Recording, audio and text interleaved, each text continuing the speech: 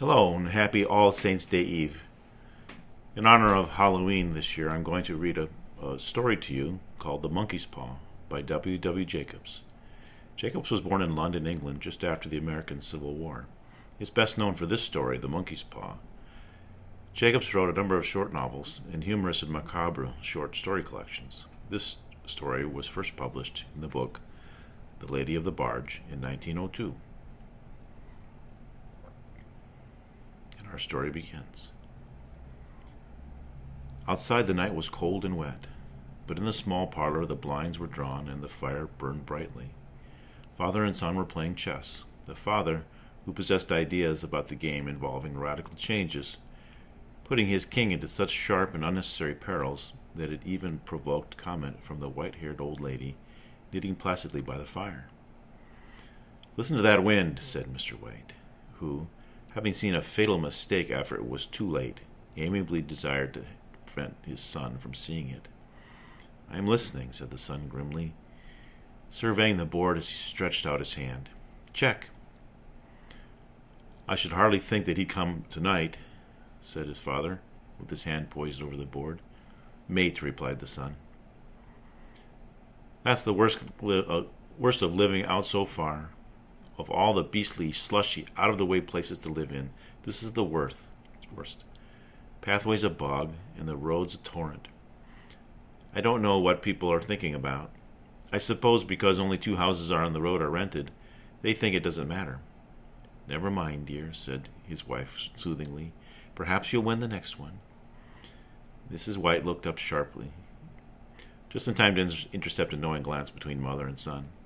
The words died away on his lips, and he hid a guilty grin on his thin gray beard. "There he is," said Herbert White, at the gate, and as the gate banged too loudly and heavily, footsteps came to the door. The old man rose with hospitable haste and opened the door, was heard condoling with the new arrival. He entered, followed by a tall, burly man, beady of eye and rubicund of visage. "Sergeant Major Morris," he said, introducing himself.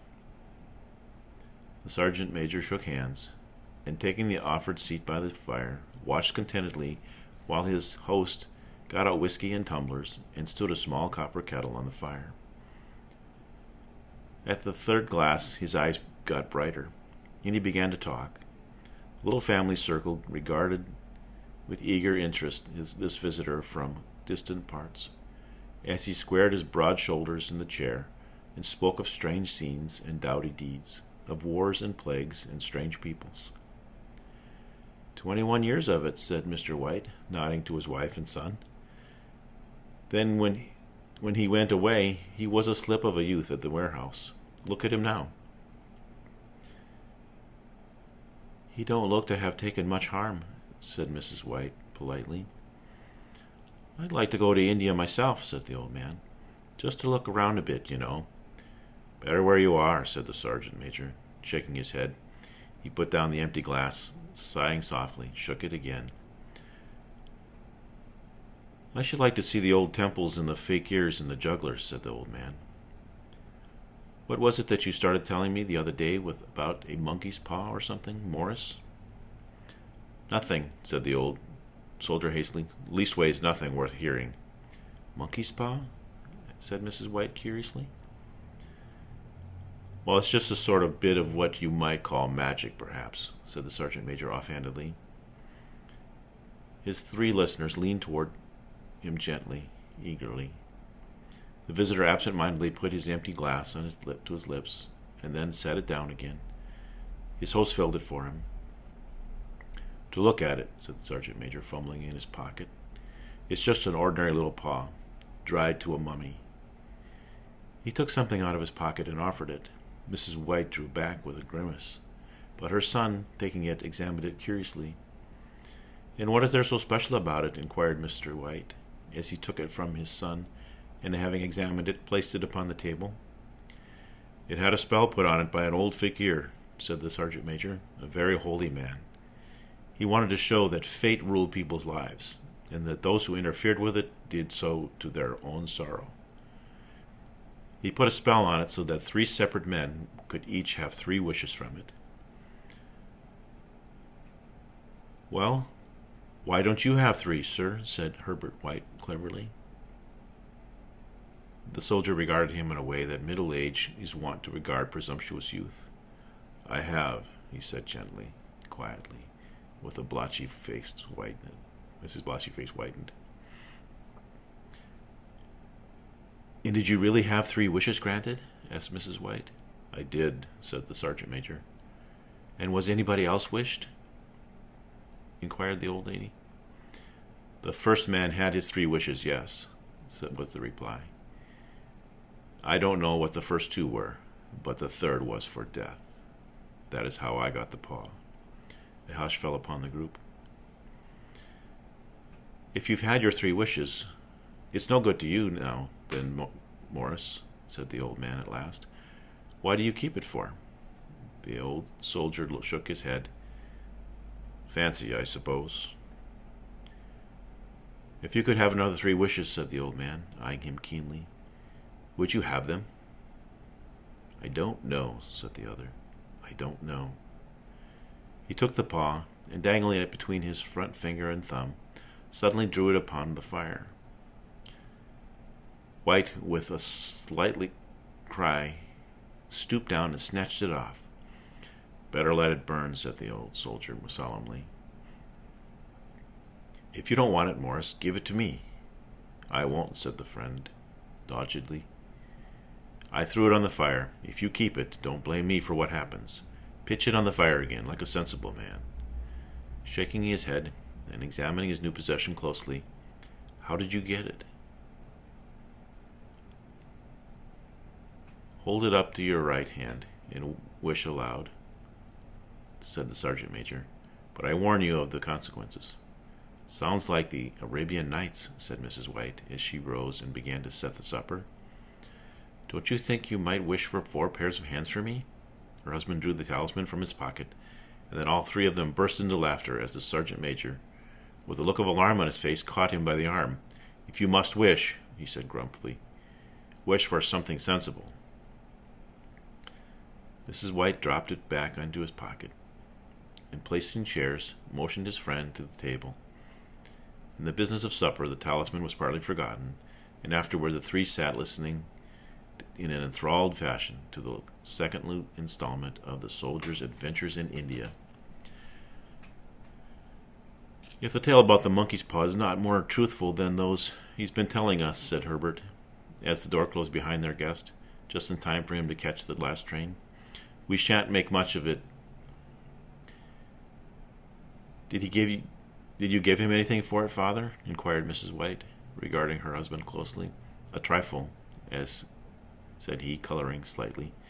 "He didn't want it, but I made him take it, and he pressed me again to throw it away." "Likely," said Herbert, with pretended horror. "Why, we're going to be rich and famous and happy. Wish to be an emperor, father, to begin with, and then you can't be henpecked." He darted around the table, pursued by the maligned Mrs. White. Mr. White took the paw from his pocket and eyed it dubiously. "I don't know what to wish for, and that's a fact," he said slowly. "It seems to me that I've got all I want." "If you only cleared the house, you'd be quite happy, wouldn't you?" said Herbert, with a hand on his shoulder. "Well, wish for 200 pounds then. That'll just do it." His father, smiling shamefacedly at his own credulity, held up the talisman, as his son, with a solemn face somewhat marred by a wink to his mother, sat at the piano and struck a few impressive chords. "I wish for 200 pounds, said the old man distinctly. A fine crash from the piano greeted the words, interrupted by a shuddering cry from the old man. His wife and son ran toward him. "It moved," he cried, with a glance of disgust at the object as it lay on the floor. "As I wished, it twisted in my hand like a snake." "Well, I don't see any money," said his son, as he picked it up and placed it on the table, "and I bet I never shall." "It must have been your fancy, father," said his wife, regarding him anxiously. He shook his head. "Never mind, though. There's no harm done, but it gave me a shock all the same." They sat by the fire again while the two men finished their pipes. Outside, the wind was higher than ever, and the old man started nervously at the sound of the door banging upstairs. A silence unusual and depressing set upon all three, which lasted until the old couple rose to retire for the night. "I expect you'll find the cash tied up in a big bag in the middle of your bed," said Herbert as he bade them good night, "and something horrible squatting up on the top of the wardrobe watching you as you pocket your ill-gotten gains." Herbert sat alone in the darkness, gazing at the dying fire, and seeing faces in it. The last face was so horrible and so simian, he gazed at it in amazement. It got so vivid that, with a little uneasy laugh, he felt on the table for a glass containing a little water to throw over it. His hand grasped the monkey's paw, and with a little shiver, he wiped his hand on his coat and went up to bed. In the brightness of the wintry sun next morning, as it streamed over the breakfast table, Herbert laughed at his fears. There was an air of prosaic wholesomeness about the room which it lacked the previous night, and the dirty, shriveled little paw was pitched on the sideboard with a carelessness that showed no great belief in its virtues. "I suppose all old soldiers are the same," said Mrs. White. The idea of our listening to such nonsense! How could wishes be granted in these days? And if they could, how could 200 pounds hurt you, father? "Might drop on his head from the sky," said the frivolous Herbert. "Morris said things happened so naturally," said his father, "that you might so wish to attribute it to coincidence." "Well, don't break into the money before I come back," said Herbert, as he rose from the table.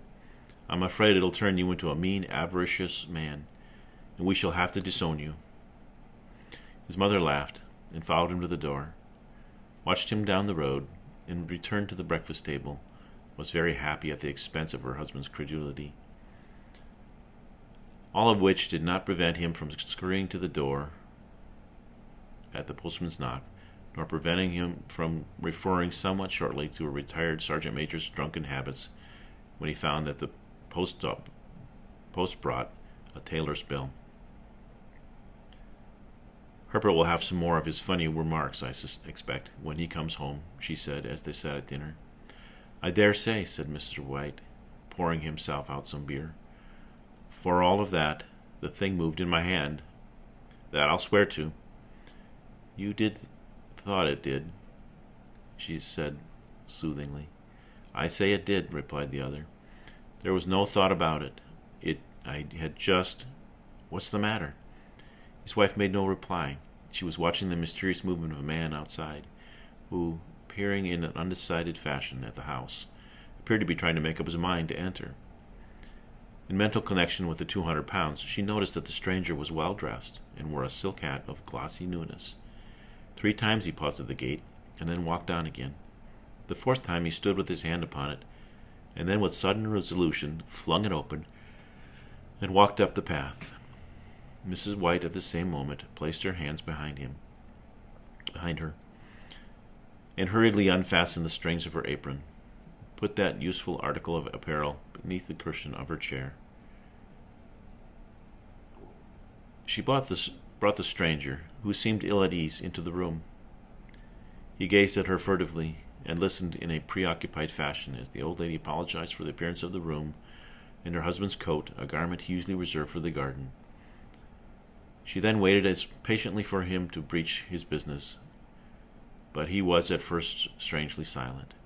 "I was asked to call," he said at last, and stooped to pick up a piece of cotton from his trousers. "I came from Ma and Megan's." The old lady started. "Is anything the matter?" she asked breathlessly. "Has anything happened to Herbert? What is it? What is it?" Her husband interrupted. There, mother," he said hastily. "Sit down, and don't jump to conclusions. You've not brought bad news, I'm sure, sir," and he eyed the other wistfully. "I'm sorry," said the visitor. "Is he hurt?" demanded the mother. The visitor bowed his head in assent. "Badly hurt," he said quietly, "but he is not in any pain." "Oh, thank God," said the old woman, clasping her hands. "Thank God for that, She broke off suddenly as the sinister meaning of his assurance dawned upon her, and she saw the awful confirmation of her fears in the other's averted face. She caught her breath, and turning to slower-witted husband, laid her trembling old hand upon his. There was a long silence. "He was caught in the machinery," said the visitor at length, in a low voice. "Caught in the machinery," repeated Mr. White, in a dazed fashion. "Yes." He sat staring blankly out the window, and taking his wife's hand between his own, pressed it, as he had been wont to do in their old courting days nearly 40 years before. "He's the only one left to us," he said, turning gently to the visitor. "It is hard." The other coughed and, rising, walked slowly to the window. "The firm wished me to convey their sincere sympathy with you in your new great loss," he said, without looking round. "I beg that you will understand that I am only their servant and merely obeying orders." There was no reply. The old woman's face was white, her eyes staring, her breath inaudible, as the husband's face was a look such as his friend the sergeant might have carried into his first action. "I was to say that Ma and Meggins disclaim all responsibility," continued the other. "They admit no liability at all, but in consideration for your son's services, they wish to present with you a certain sum as compensation." Mrs. White dropped his wife's hands, and rising to his feet, gazed with a look of horror at the visitor. His dry lips shaped the words. "How much?" £200 was the answer. Unconscious of his wife's shriek, the old man smiled faintly, put out his hands like a sightless man, and dropped a senseless heap to the floor.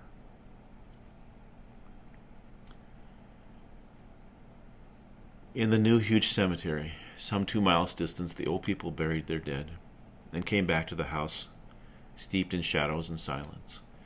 It was all over so quickly that at first they could hardly realize it, and remained in a state of expectation as though of something else to happen, something else which was to lighten this load, too heavy for old hearts to hear. But the days passed, and expectations gave place to resignation, the hopeless resignation of the old, sometimes miscalled, apathy. Sometimes they hardly exchanged a word, for now they had nothing to talk about, and their days were long to weariness. It was about a week after that the old man, waking suddenly in the night, stretched out his hand and found himself alone. The room was in darkness, and the sound was subdued weeping came from the window. He raised himself in bed and listened. "Come back," he said tenderly. "You will be cold." "It is colder for my son," said the old woman, and wept afresh. The sound of her sobs died away on his ears.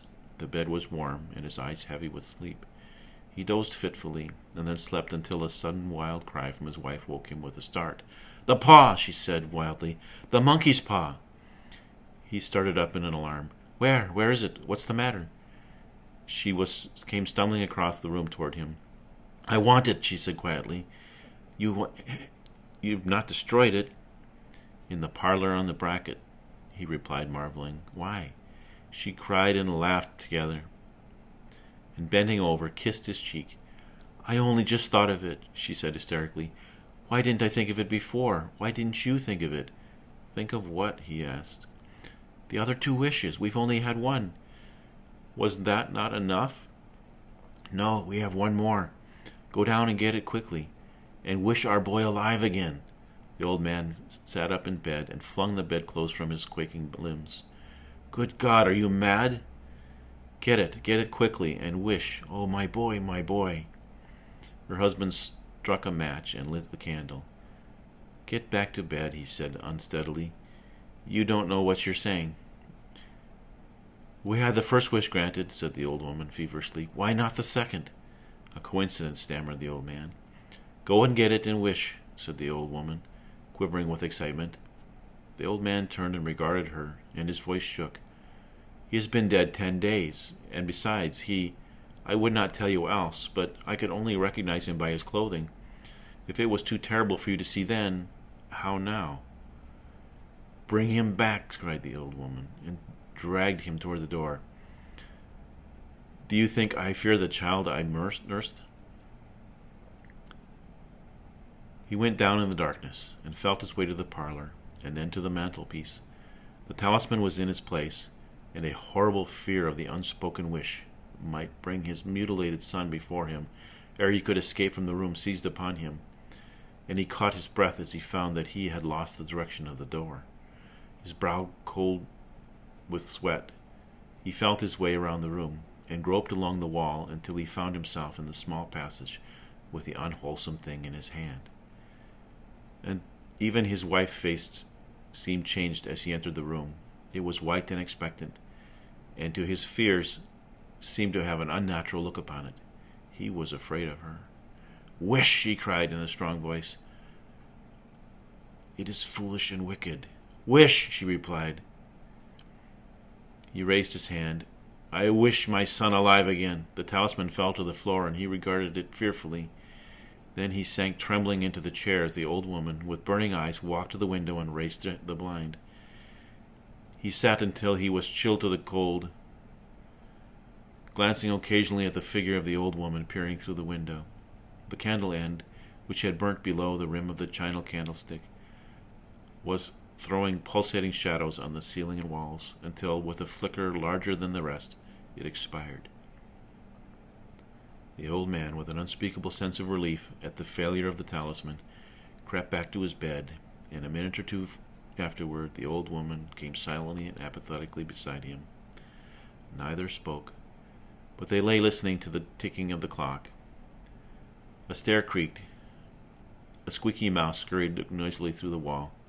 The darkness oppressive, and after laying there for some time, screwing up his courage, the husband took a box of matches, and striking one, went downstairs for a candle. At the foot of the stairs the match went out, and he paused to strike another. And at the same moment a knock, so quiet and stealthy as to scarcely be audible, sounded on the front door. The matches fell from his hand. He stood motionless, his breath suspended until the knock was repeated. Then he turned and fled swiftly back to his room and closed the door behind him. A third knock sounded through the house. "What's that?" cried the old woman, staring up. "A rat," said the old man in shaking tones. "A rat. It passed me on the stairs." His wife sat up in bed listening. A loud knock resounding through the house. "It's Herbert!" she screamed. "It's Herbert!" She ran to the door, but her husband was before her, and catching her by the arm, held her tightly. "What are you going to do?" he whispered hoarsely. "It's my boy, it's Herbert," she cried, struggling mechanically. "I forgot, it was 2 miles away. What are you holding me for? Let go. I must open the door." "For God's sake, don't let it in," cried the old man, trembling. "You're afraid of your own son," she cried, struggling. "Let me go. I'm coming, Herbert, I'm coming." There was another knock, and another. The old woman, with a sudden wrench, broke free and ran from the room. Her husband followed to the landing and called after her, appealing as she hurried downstairs. He heard the chain rattle back and the bottom bolt drawn slowly and stiffly from the socket. Then the old woman's voice, strained and panting. "The bolt!" she cried loudly. "Come down, I can't reach it." But her husband was on his hands and knees, groping wildly on the floor in search of the paw. If he could only find it before the thing outside got in. A perfect fusillade of knocks reverberated through the house, and he heard the scraping of the chair as his wife put it down in the passage against the door. He heard the creaking of the bolt as it came slowly back, and at the same moment he found the monkey's paw and frantically breathed his third and last wish. The knocking ceased suddenly, although the echoes of it were still in the house. He heard the chair drawn back, and the door opened. A cold wind rushed up the stairs, and a long, loud wail of disappointment and misery from his wife gave him courage to run down the side to her side, and then the gate beyond. The street lamp flickered opposite, shone on a quiet and deserted road.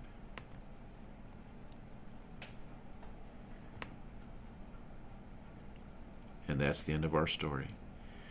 The moral of the story is be careful what you wish for.